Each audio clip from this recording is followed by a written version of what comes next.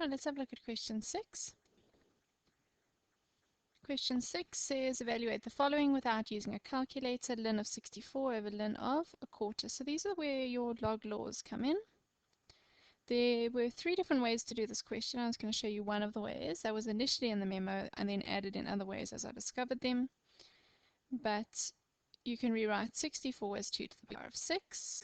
And you can rewrite a quarter as 1 over 2 squared, which is 2 to the negative 2. The reason why I do that is so that I can use the rule that allows me to bring the exponent to the front, which is 6 ln 2 over negative 2 ln 2. And it's great because those ln's cancel out. I'm just left with 6 over negative 2, which gives me negative 3.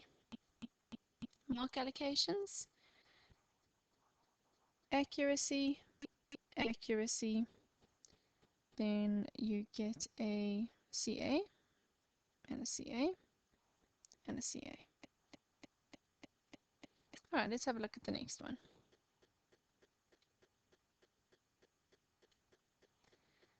This question says solve for x in each of the following equations, and I've got my first equation involving logs. Now remember, in this type of question, you want the bases to be the same, and you see one has a base 8 and the other one has a base x. So I'm going to change them both to have a base 8.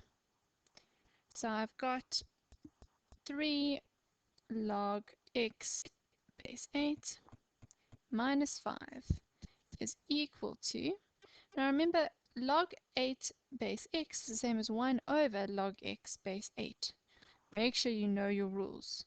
So it's 2 over log x base 8.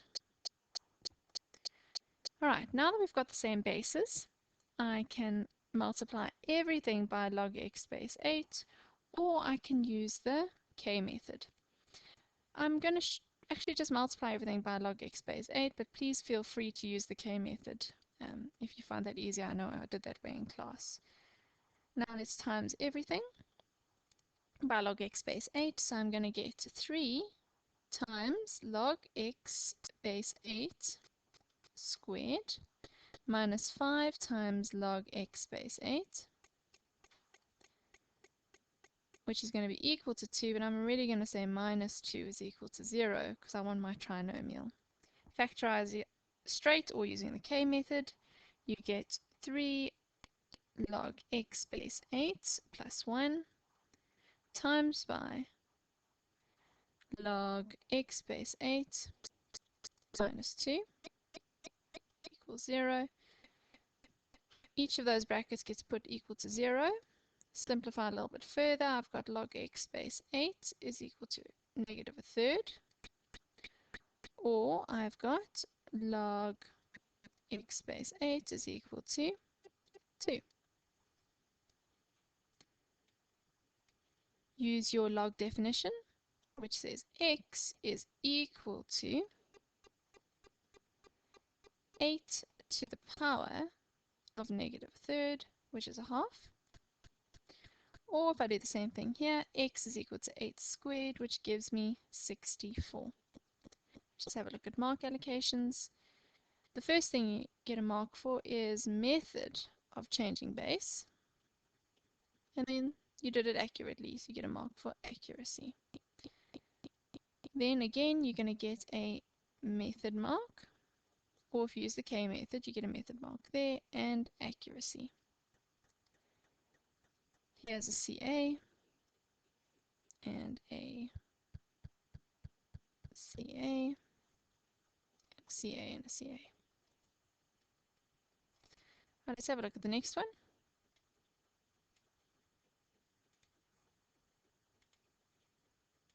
Okay. Got e to the negative 2x equals a third. Now what you want to do is you want to rearrange it using your log definition. So your log definition says you've got log base e, and your number's a third, is equal to negative 2x. You can leave it like that, or you can obviously write it as ln a third. So I'm going to do that here. Ln a third is equal to negative 2x. Get x as the subject of the formula. So you're going to divide both sides by -2. So x is ln of a third divided by -2. So x is 0, 5. Mark allocations. In this case, you're going to get a mark there for your ln or your log base e, and your third, and your -2x. And you're going to get a method mark there and a CA mark there. Okay, let's go on to question 7. So in this question, it says, a circle with radius 3 centimeters has a minor arc PQ which subtends an angle of 2 radians at the center. Determine the length of the arc PQ. If you want to, you can visualize this, so let's do that. Here's, whoopsie, let's undo that second circle. Here's our circle, and it has a radius of 3 centimeters and a minor arc PQ. It subtends an angle of 2 radians. So let's just guesstimate it there. And there's our angle of 2 radians. That's our arc PQ. Okay. First we need to determine the length of the arc PQ. Now someone did ask me, is that the minor or the major? We probably should be more specific, but it was the minor arc. Okay. So the length of the arc PQ. Now remember, when you find out length, you're going to use the formula radius times the angle, which in this case is 3 times 2, and you get 6, don't forget your units, centimeters. Mark allocation, method mark, accuracy mark. Alright, now the area of the sector. When you find the area of the sector, let's just write down the formula. We know it's half r squared times the angle at the center. So it's going to be a half times by 3 squared times by 2, which gives you 9 centimeters squared. A few people did use another method, which was absolutely fine. I only saw it in a few papers. That's your method, and that's your accuracy. Alright, let's have a look at the last one in this question.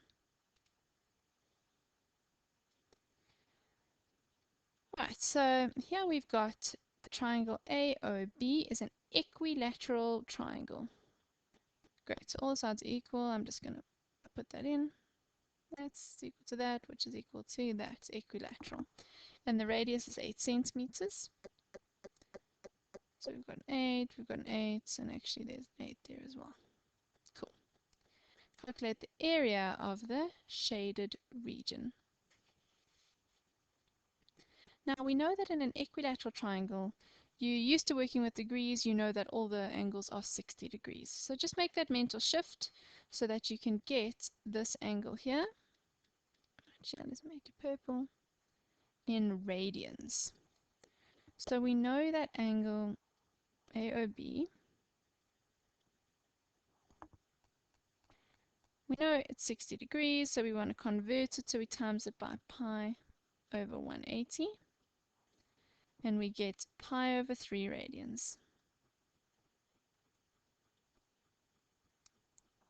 Okay, so we know that that angle is pi over 3. First, we're going to find the area of triangle AOB. Area of triangle AOB.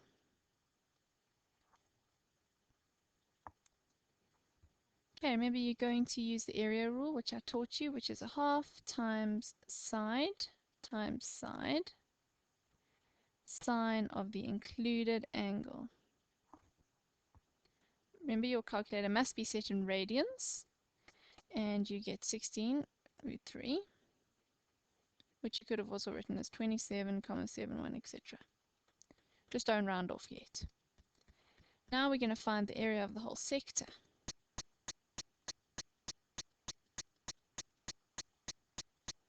Use your formula, that's a half times by radius squared times by the angle at the center. And you land up with 32 pi over 3, which you could have written as 33,51, etc. Just don't round off because it's not your final answer. So then you get the shaded area will be the area of the sector minus the area of the triangle, and you should have landed up with 5,8 centimeters squared. Let's look at mark allocations. Alright, so mark allocations. You needed to pick up that it was pi over 3 radians. That's accuracy. You then needed to substitute in here accurately and get the right answer here, which we gave a CA mark to. This again was an accuracy mark, and this was a CA, and that was obviously CA. You needed to get your units right as well.